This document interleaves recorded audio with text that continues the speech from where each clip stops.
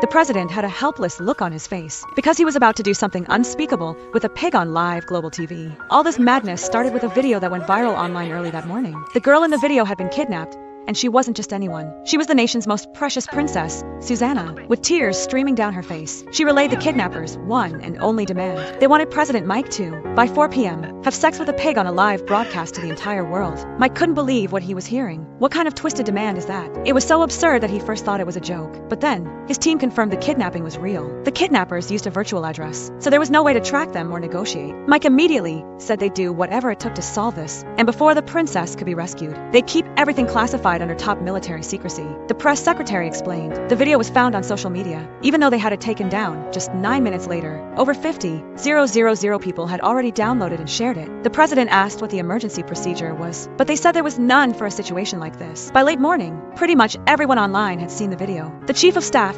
quietly started working on a backup plan. He sent people to contact a VFX director. As a last resort, they'd use face swapping to fake the act with someone else. But then a TV station broke the news about the princess being kidnapped just to chase views. The whole country exploded in heated debate. A female reporter even filmed herself in the bathroom and sent the footage to someone in the government press office just to get more insider info. By now, over 18 million people had watched the original video, with millions more comments flooding in by the minute. Thankfully, about 70% of people still thought that the president shouldn't give in to such ridiculous demands. Then Mike got a call from the Queen.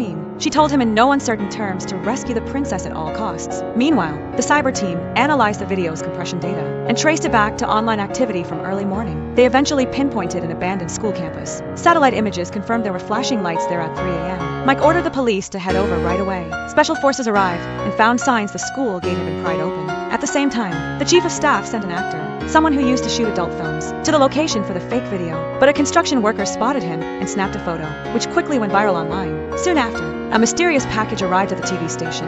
On top was a USB drive labeled with a symbol. Underneath was an eyeglass case. Inside was a severed finger from the princess. The horrific discovery left everyone in shock. When they played the video from the USB, a message from the kidnapper appeared, calling out the president for trying to use a double. The footage even showed the brutal moment. The kidnapper cut off the princess's finger from behind. It was soon all over the breaking news. Mike was furious when he saw the warning, because the chief of staff had acted without his approval, which pushed the kidnapper to go to such extremes. The severed finger incident completely rattled the public. Now, 86% of citizens were urging the president to give in to the demand. Time was running out. Only 2 hours left until the deadline. Mike gave the green light for special forces to launch a rescue. They stormed the room, only to find a mannequin with tape over its mouth. It was a trap, and now it was already 3:20. There was no time left. Mike sat in his office, head in his hands. Then the chief of staff came in and gave him a cold warning, telling Mike he had to go through with it. The royal family and party leaders had already reached a secret agreement. If he refused, he'd lose everything.